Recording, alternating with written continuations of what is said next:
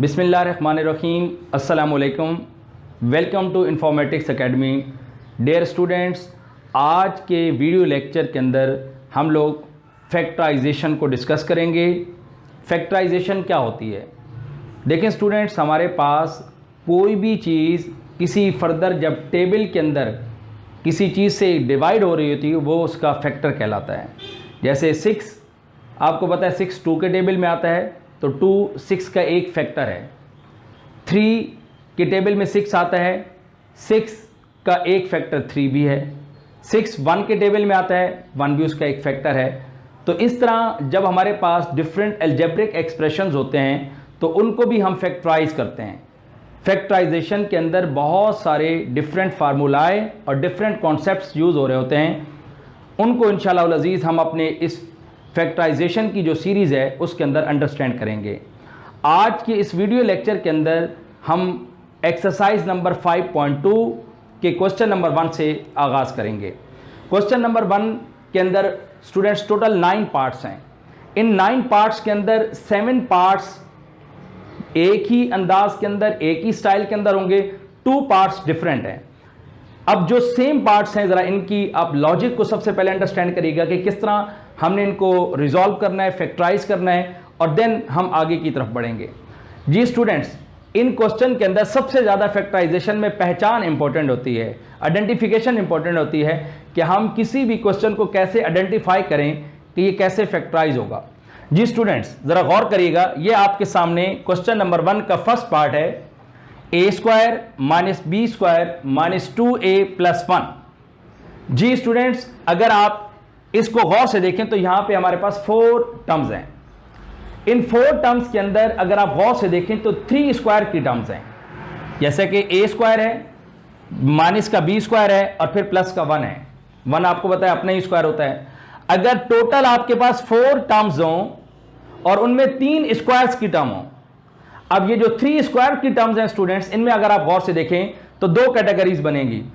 अगर 2 पॉजिटिव होंगी तो 1 नेगेटिव होगी, और अगर 1 नेगेटिव होगी तो 2 पॉजिटिव होंगी। अब स्टूडेंट समझिएगा, जैसा कि यहां 1 नेगेटिव है, माइनस के साथ b² के साथ माइनस है, अगर एक टर्म नेगेटिव होगी तो आप इसे एंड पर ले जाएंगे, और अगर एक टर्म पॉजिटिव होगी तो उसे हम शुरू में लिखेंगे। जी स्टूडेंट्स, देखें आप इस बात को अंडरस्टैंड कर गए कि अगर हमारे पास 3 स्क्वायर्स में से एक स्क्वायर के साथ अगर माइनस का साइन है तो हम उसे एंड पर लिखेंगे, और अगर 3 स्क्वायर्स में से एक पॉजिटिव का साइन है तो हम उसे शुरू में लिखेंगे। अब जैसा कि इस क्वेश्चन के अंदर एक के साथ नेगेटिव का साइन है, हम इसे एंड पे ले जाएंगे। जरा गौर से देखिएगा, a² - 2a + 1, और ये माइनस का b², इसको बेटा हम एंड पर ले गए। जी स्टूडेंट्स, इस जब माइनस b² को हम एंड पे ले गए तो जो शुरू की 3 टर्म्स हैं, अगर आप इनको गौर से देखें तो ये आपके पास a - b का होल स्क्वायर या a + b का होल स्क्वायर बनेगी। कैसे? अगर आप गौर से देखें, ये a² है और आपको पता है 1 अपना स्क्वायर है, इट मींस ये a² और ये हो गया प्लस का b²। दरमियान की टर्म आप चेक करेंगे, ये इनकी प्रोडक्ट टर्म बनेगी। जरा गौर से देखिएगा, a² - 2a × b + b², और इस माइनस b² को स्टूडेंट्स हमने एज इट इज उतार दिया। अब जरा गौर से देखिएगा, a हमारे पास है a, तो a की जगह हमने a रिप्लेस कर दिया। b 1 आपको पता है अपना ही स्क्वायर होता है, b की जगह हमने स्टूडेंट्स 1 लिख दिया। अब दरमियान वाली टर्म को, अपने प्रोडक्ट टर्म को चेक करने के, क्या ये प्रोडक्ट होने के बाद सेम वही टर्म बन रही है जो ऊपर मौजूद है? तो देखें 2 1s are 2a - 2a, तो ऊपर भी यही सेम टर्म है। अब अगर आप गौर से देखें तो ये हमारे पास फार्मूले की फॉर्म में आ चुका है, a² - 2ab + b²। और स्टूडेंट्स आपको पता है a² - 2ab + b² किसकी इक्वल होता है? a - b का होल स्क्वायर। यहां पर अगर आप गौर से देखें तो a की जगह पर तो a ही है, a आ जाएगा, माइनस b की जगह पे स्टूडेंट्स क्या है? 1, इसकी जगह 1 आ जाएगा, a - 1 का होल स्क्वायर माइनस b² है। क्या स्टूडेंट्स मैं b को b का होल स्क्वायर लिख सकता हूं? यह हो गया आपके पास b का होल स्क्वायर। अब अगर आप गौर से देखें तो यह पूरी टर्म हो गई a² और यह पूरी टर्म हो गई b², और इन दोनों के दरमियान में माइनस का साइन है।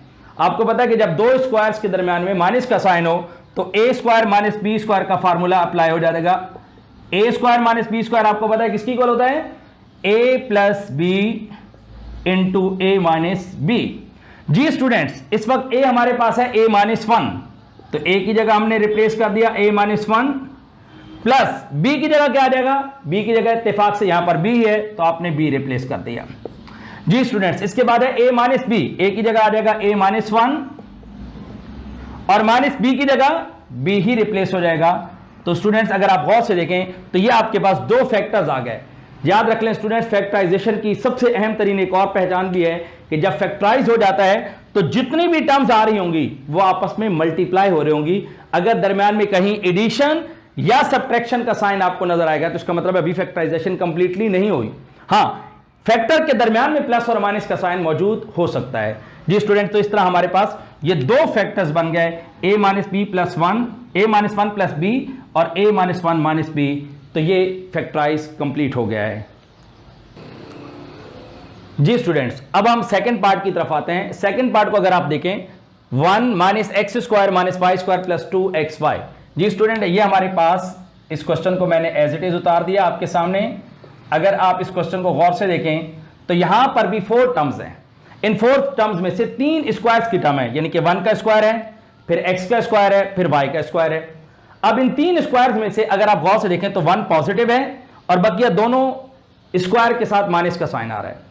और जब, जैसे मैंने आपको पहले बताया कि अगर एक पॉजिटिव का साइन हो तो उसे शुरू में लिखते हैं और वो ऑलरेडी शुरू में है तो इसको एज इट इज रहने देंगे।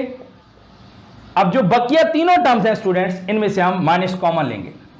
जब माइनस कॉमन लेंगे तो ब्रैकेट के अंदर जब हम इन तीनों टर्म्स को लिखेंगे तो इनके साइंस चेंज हो जाएंगे। जो माइनस होंगे वो प्लस हो जाएंगे और जो प्लस है वो माइनस हो जाएंगे। माइनस एक्स स्क्वायर है, इसको हमने प्लस एक्स स्क्वायर हो जाएगा, minus y square plus y square हो जाएगा और plus two x y minus two x y हो जाएगा।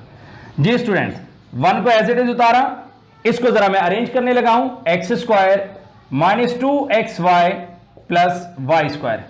जी स्टूडेंट, अगर आप गौर से देखें तो ये आपके पास एग्जैक्ट फार्मूला बन चुका है, A square minus two A B plus B square, यानी कि ए और बी की जगह पर जस्ट एक्स और वाई है।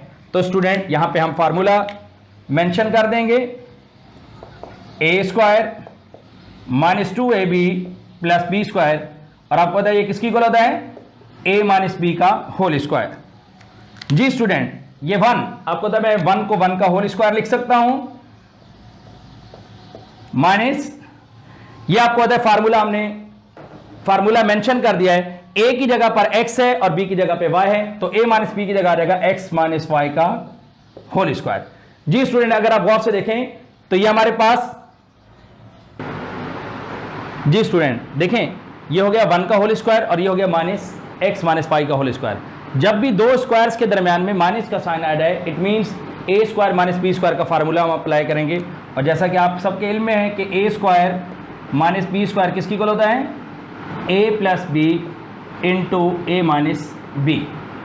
जी स्टूडेंट, यहां पर ए हमारे पास है वन, इसको एज इट इज लिख दिया, प्लस बी हमारे पास है एक्स माइनस वाई, तो बी की जगह हमने एक्स माइनस वाई लिखा। मैं इसको राउंड ब्रैकेट में लिख रहा हूं ताकि कोई कंफ्यूजन ना रहे।